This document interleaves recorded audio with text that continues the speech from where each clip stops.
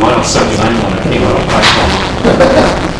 All right, welcome to day three of Pre-Ride TV. We've got a new guest with us today, so why don't we just introduce Joe Conley, baggage director. Joe, what's the baggage director and how's that baggage process work? First, the baggage truck is provided free for any RAGBRAI riders that are registered, and the register will have two semi-trucks that are available at the main campground to haul your bags, and all you have to do is drop them off in the morning before 8 o'clock, and we will take them to the next overnight town, and we will unload them. And this is a process RAGBRAI has had for some time. Now this year we're going to be focusing on better customer service, and it really falls under two categories. One is making it easier to find the baggage truck. In the past, people have been concerned that they couldn't quite find it, which is odd because they're two full-size semi-trailers. But we're going to do some better signage and have a few displays there so people can find it every day when they come into town and when they're going to. The second thing is that we average carrying bags for about 2,800 people every day. And so we're going to be taking some steps so that you can more easily find your bag at the drop-off point. So that's going to be our focus on customer service for this year. Fantastic. And how do you know somebody's a registered rider? Well, you check their wristband, and it's real interesting because they're called a wristband, and they have a unique number on them.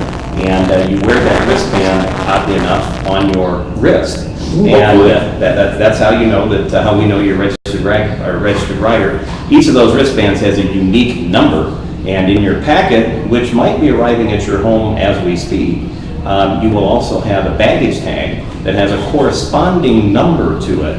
And so our baggage crew will not let you leave the baggage area, unless they've verified that the number on your bag does match the number on your wristband. And that's just a little security and safety process that we have. So, awesome. Well, we've had a great ride today, but I'm going to keep Joe on the spot because you did a little bit more than the rest of us. Well, actually, I did. Kent from Webster City is their Parks and Rec Director and Assistant City Manager, and also on the RAGBRAI Committee. And that's Saul, who is the Assistant RAGBRAI Director, and I rode the Century Loop. And essentially that means that we, after we went through Dayton, north of Dayton, we continued east and had a beautiful ride through the Des Moines River Valley, and then we stopped in Stratford and then rode back around and up through Dayton. It added about 20 some miles to our day, and the loop, it's interesting, some people call it the Century Loop. It actually isn't the Century Loop because we can't determine when I can make it exactly 100 miles, and so some years it's less than 100, some years it's more. I always say that the loop is 100-ish miles. And for those that were wondering about last year, because the loop was a little shorter than 100 miles, well, we're going to make up for it this year because the mileage today was about 108.9 miles by the time we were done. Now, for those of you that are considering the Century Loop, I would tell you, you should do it this year. It's a phenomenal ride, but the most important thing is the town of Stratford has a lot of activities planned. Their theme is luau on the loop, and they actually have a place where they say you can get laid on the loop. They'll be handing out flowered leis and be wearing grass skirts, but they actually will have, it'll be like a typical RAGBRAI pass-through town, which we haven't seen always on the loop.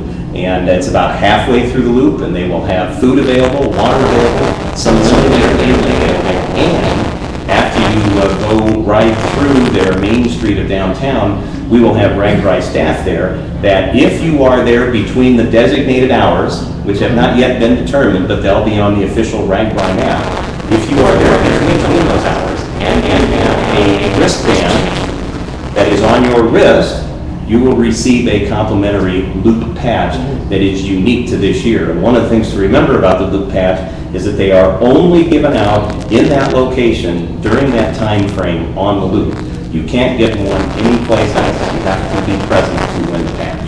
Now the ride today And I will warn you a little bit that, and when they talk about the ride today, they'll tell you that they're really only 2 climbs that are significant. And on the loop, there are 2 additional climbs that are just as significant.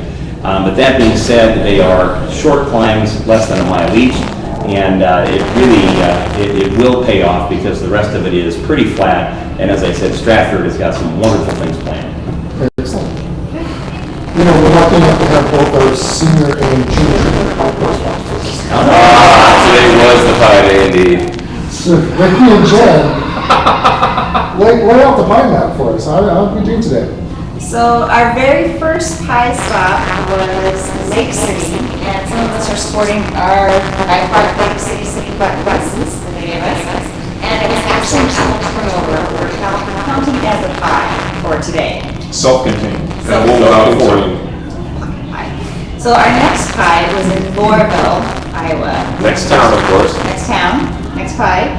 We had delicious homemade cherry pie and homemade apple pie, as well as bacon-wrapped sweet corn. And just as a comment, it was maple bacon wrapped sweet corn. And for those of you that are bacon fans, it's like bacon that's flavored with maple syrup. So it does contain several fruits right there. They're baking one bacon fest, so that's really good. So the next town was Farmville, no pie in Farmville, pardon me, but then Gowrie, we had pie in Gowrie. Delicious pie in Gowrie. Pecan Pecan pie Yes. in Gowrie. And then Harcourt, we had pie and ice cream, and there were lots of different flavors of pie. I had peach in Harcourt. We had strawberry about still hot from the oven.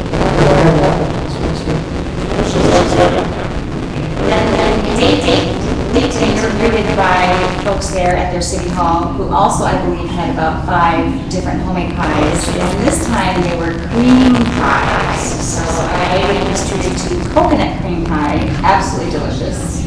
I had lemon meringue pie. I had the coconut cream also. Well, I had the peanut butter Oreo. It was good. So a big thank you to all the pastor towns today. Your hospitality was incredible, and it was definitely the tour de pie today. Yes. Yes. And we should probably talk about elevations. Rich, you want to start with the school hill? School Hill. We're still trying to get hard, fast figures. I know I about left 2 lungs on the hill. Schoolhouse Hill, or School Hill, is in Lehigh. It's nominally 2 blocks long, but it's a 140-foot climb. We have rumors that they are going to do time trials in there. They rank on it. And top 5 lowest times up the hill plan for them, but a point of distinction. I think you were at 2 minutes, 45 minutes? Yes, I clocked in about 5 hours. But the reality is that Rich, at the current time, you are the record holder. Yes, and no Oscar challenge. And that Actually, record, Wes did the ride beforehand, but I will there was tell you no that timing on it. Wes's was not an official ride, it was not timed, but you should have some solace knowing, Rich, that you will be the hill champion at least for the next 49 days. 49 more days until the ride officially comes to Lehigh. No. And just a comment about Wes, you're speaking about Wes Hall, the assistant ride director, and you'll, just as a note, as we're standing at the bottom of the hill, we jokingly said to Wes that, somebody should ride up that hill, and for the entire day, Wes had not taken his bike out of the large chain ring, and he did ride to the top of the hill in his large chain ring, and then turned around and came down. And I will tell you that those of us who kind of issued a mock challenge to him to do that, we felt shame.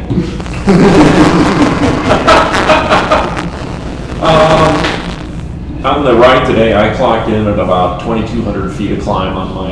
And of course, the ride route is sponsored by not only Red Rambler of Peachtree Brewing Company, Knoxville. I suppose there's 2 areas of each day on the route. For the most part, it is level biking.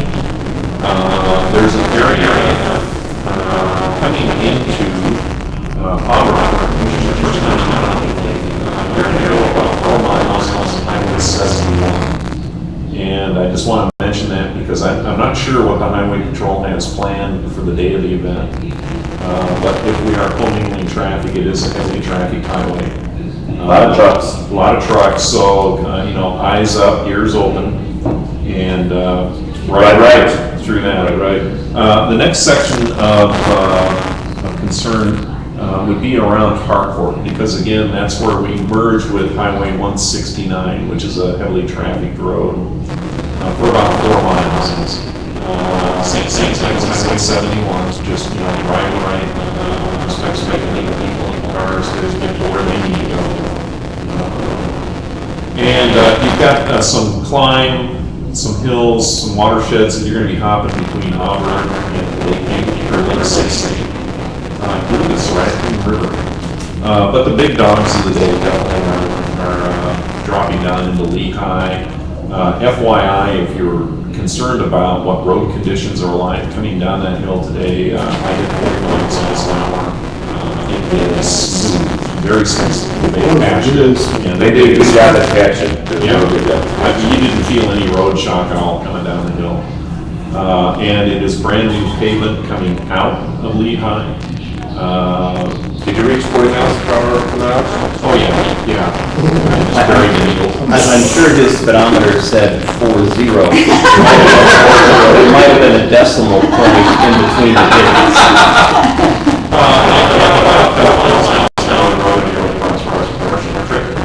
Which is another, probably 120-foot dip in the road. And then you've got, the minor lumps and bumps, but, no big rollers today. Rolling out of Lakeview, it was just beautiful watching the sunrise over the hills, just long stretches, gradual climbs kind of road, and the roads were in perfect condition. You can just sit back and enjoy the sights, the views. That highway, I think it was County Road D59 out of Lakeview, appeared to be less than a year old, recently paved concrete, and in wonderful shape. Oh, by the way, also, you will wind your way around the south edge of the lake, and that in and of itself is just really beautiful. The waters were mirror smooth. Well, to keep it short, we probably have the recap for tomorrow. It's 77 miles, 77.1, and 40 shy of 1 mile, so still should be pretty good. Marshalltown to Webster City.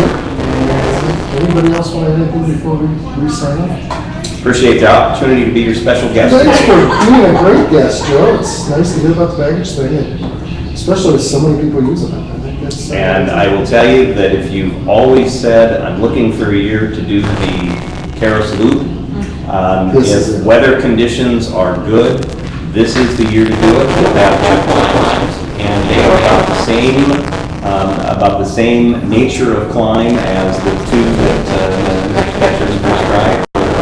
So from 2 to 4 climbs, but they're over quick. And Stratford has got a wonderful day planned for you. Yep. Perfect. So tomorrow, peace, right? Peace. Tree. See ya. Okay. Cheers. Are we still on? Wait, man!